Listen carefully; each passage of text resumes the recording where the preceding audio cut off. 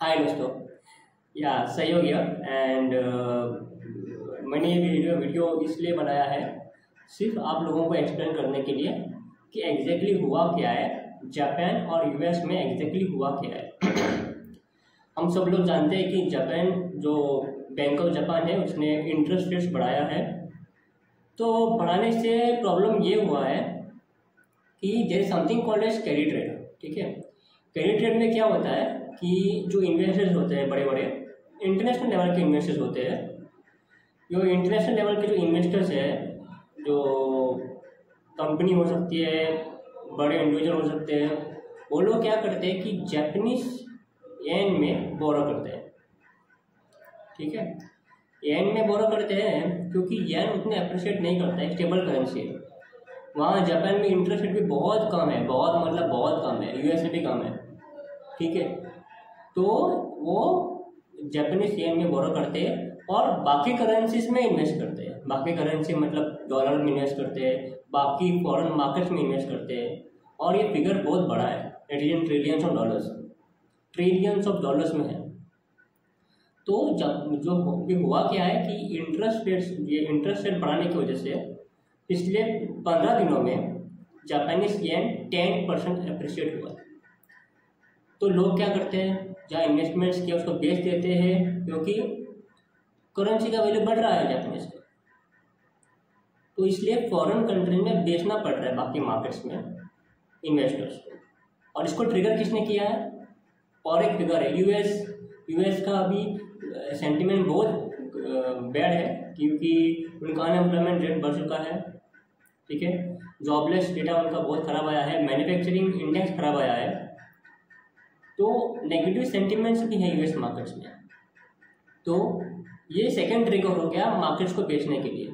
इसलिए जापान और US market में बहुत ज़्यादा सेलिंग हो रही है। और एक इम्पोर्टेंट चीज़ है कि जापान जो है ना वो हमारे देश के तरह नहीं है।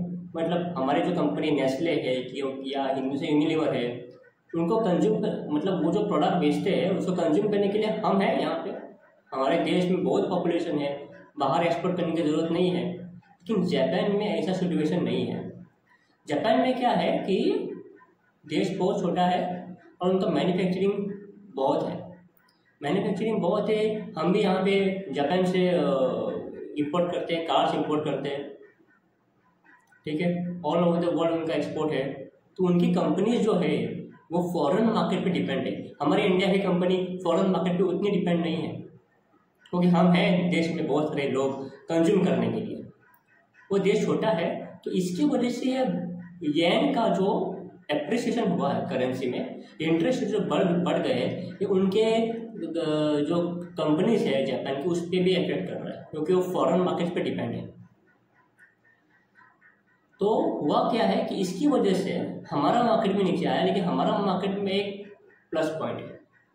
प्लस पॉइंट ये है कि 1,40,000 करोड़ पड़े हैं म्यूचुअल फंड के पास, जो वो किसी भी समय बाय कर सकते हैं।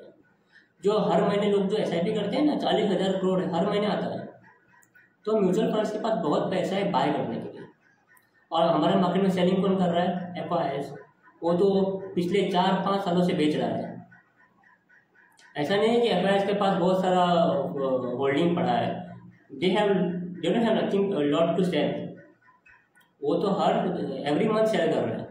आज भी बहुत सेल किया होगा, मैंने देखा नहीं FIS का फिगर के क्या है, लेकिन बहुत बेचा होगा उन लोगों ने। लेकिन क्या है कि उतना बेच नहीं पा रहे हैं। जापान में जितने फॉरेन इन्वेस्टर्स है वो बहुत ज़्यादा है। जैसे मैंने बोला कि उनका तो पूरा इंटरनेशनल मार्केट पर डिपेंड है, एक्सपोर्ट करना पड़ता है उनको। तो फॉरेन इन्वेस्टर भी फॉरेन ही है।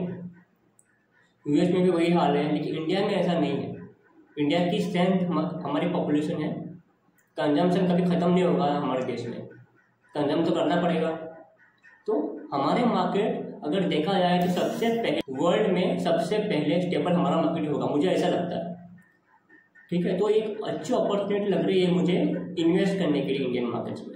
24,000 या 23,500 जाएगा मार्केट, या 22,000 जाएगा। अगर निफ्टी का अगर प्राइस टू बुक वैल्यू देखे तो वो 22,000 है, 22,000 के आसपास है, बहुत नीचे नहीं है। हम बोल रहे हैं हमारा मार्केट ओवर वैल्यूड है, 22,000 कुछ है, 22,000 है, हमारा प्राइस टू बुक, हम वहाँ से अराउंड 22,000, हमारा प्राइस टू बुक 20,000 है, सॉरी 20,000 का प्राइस टू बुक है। तो वहाँ से अराउंड 20-25% हम ऊपर है, बहुत ऊपर नहीं है, ओवररेटेड मार्केट नहीं है, ठीक है। तो अगर हमारी ये करेक्शन है, बुल मार्केट में करेक्शन आना बहुत ज़रूरी है, ठीक है। ये बेयर मार्केट नहीं है, बेयर मार्केट तब हो जाएगा जब निफ्टी 20% नीचे गिरेगा ऑल टाइम हाई से, तब उसको बोलेंगे बेयर मार्केट। ये करेक्शन है, निफ्टी सिर्फ 4.5% नीचे गिरा है, हो सकता है कल और परसों और गिरे ग्लोबल इसके लिए पैनिक के लिए, लेकिन वो उतनी बड़ी बात नहीं है इंडिया के लिए, ठीक है। इतना ही बोलना था आप लोगों को, समझाना था कि एग्जैक्टली सिचुएशन क्या है इंटरनेशनल मार्केट्स में।